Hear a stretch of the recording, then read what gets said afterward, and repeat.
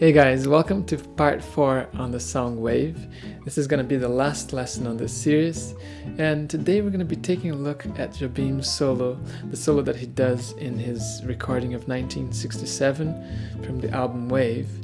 And I think it's very interesting for us to just learn his lines and kind of try to understand what he was thinking when he created that solo. It's a very inspired solo actually. And very minimal, but very compelling and concise. So I hope you enjoy this lesson. If this is your first time here, guys, please subscribe to the channel. You can leave us a like, drop us a comment, and if you like to have the backing tracks, the tabs that go with all the lessons, check out our Patreon page. It's patreon.com/altguitar. Let's get started.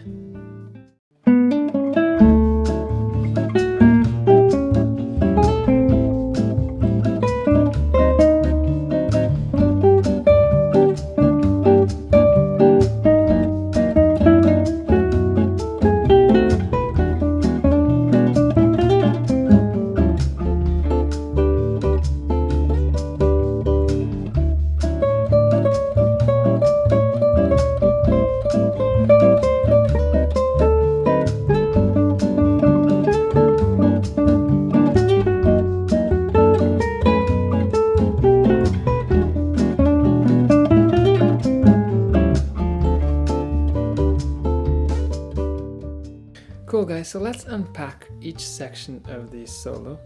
The solo only goes over the A section. There's no solo over the B section. And I think it's a really great line for anyone to learn, to practice your technique, and also to get some ideas of how to improvise over this chord pattern, because this chord progression isn't the easiest one to improvise. So I won't be going over, I won't be rehashing all the chords and the harmony. If you'd like to revise that, or if you haven't watched part 2, in part 2 we covered in great detail, so do look out for that lesson if you wanted to just learn the chords first. So we start off with the D major 7th, and the phrase starts, he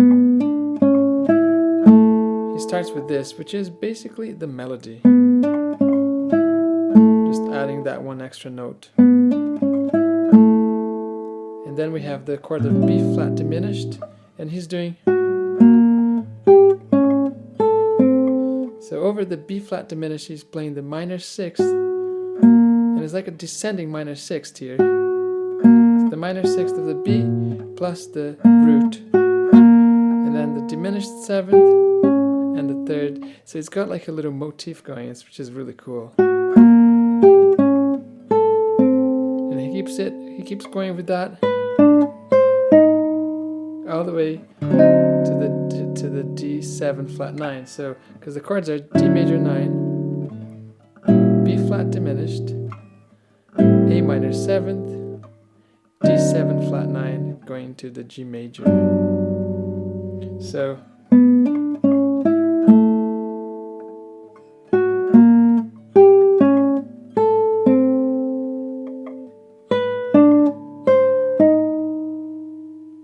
and then when we're in the G major chord, he's gonna play the 5th. He's playing the 5th and the root and the 5th again up the octave. So and this is really cool because he keeps playing the same little phrase, but the harmony changes. So but the reason why that works is because the root and the 5th for these two chords remains the same. And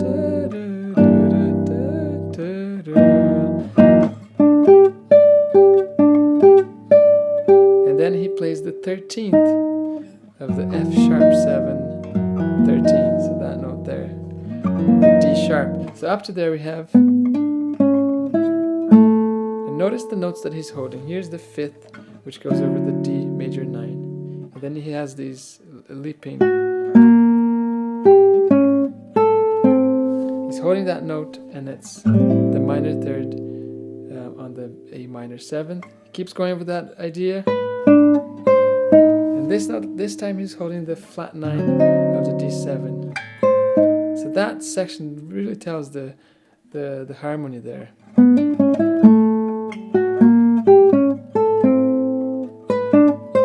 Quite tense here, and then he resolves. So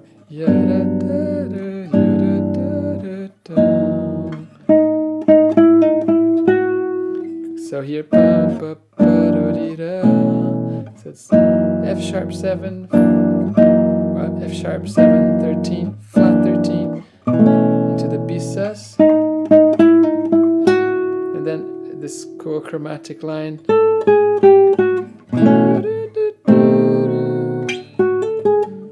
which has that flat 13 of the B, which is really nice.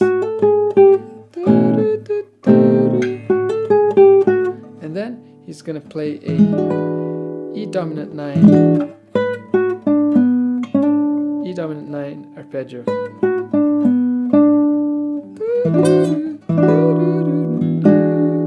And then after that we have this section where we go B flat 7, A7 into the vamp. So he's doing, and then here he's going to play the D minor pentatonic with a blue note, which is really cool. So that whole phrase from the beginning of the A,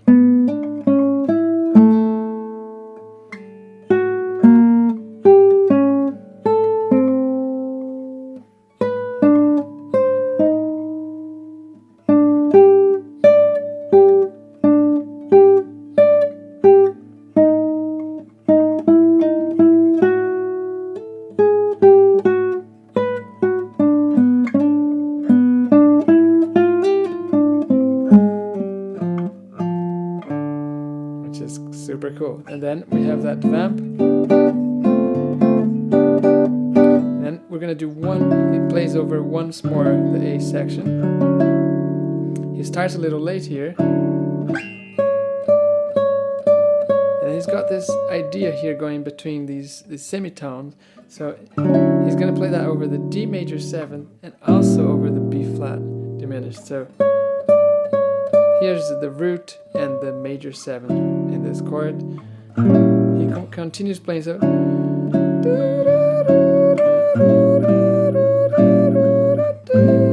he only adjusts it there. But it's really cool because here is the major 7th and the root. And over this chord, the B flat diminished, it's the minor 3rd and the major 3rd. It may sound weird, but actually these two notes belong in the diminished scale if you play the diminished as half whole. So you got the minor 3rd and the major 3rd there, which is minor 3rd and major 3rd, which is cool. And then he's gonna adjust to the C natural, so then he's gonna play the C natural, because the C natural is the 3rd of the A minor 7, and the D is the D is the 4th.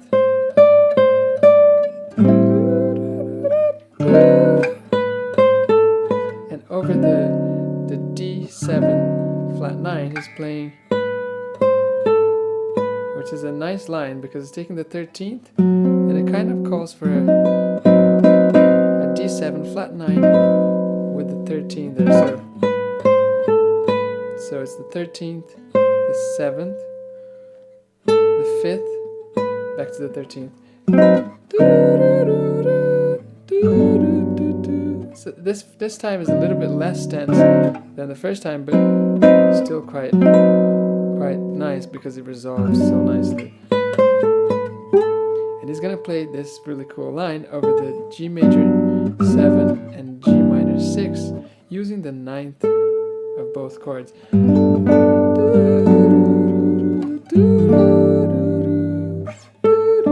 Such a nice use of the 9th. So it's like the A over the G major, then the A again over the G minor 6th, kind of calling this.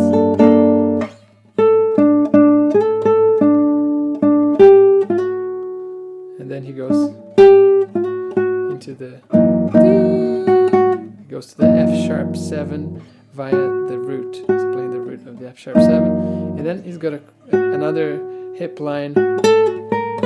This appears quite often in that recording. The flutes do that, and the piano too. So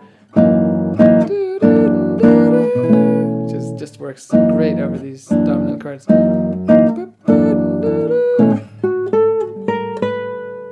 And then again the chromatic line, the E9 arpeggio, going to the D minor pentatonic with a blue note, just as before. So that just after that line, everything else is the same as for the first time.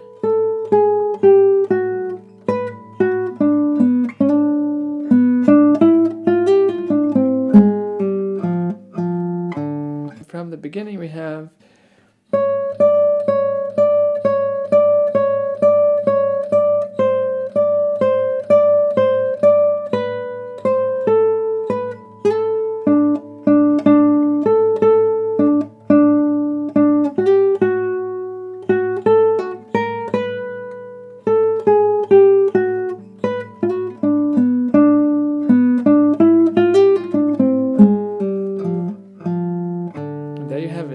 the whole of the two halves of the A section with the solo. Thank you so much for watching, guys. That concludes this lesson series on the song Wave. I hope that was helpful. I hope you enjoyed. If you'd find it helpful to have the tabs and the backing tracks, you can head over to our Patreon page. That's patreon.com/altguitar. And if you haven't yet subscribed to the channel, please consider doing so. We love to have you join us, and we look forward to seeing you in our next lesson. Bye bye for now.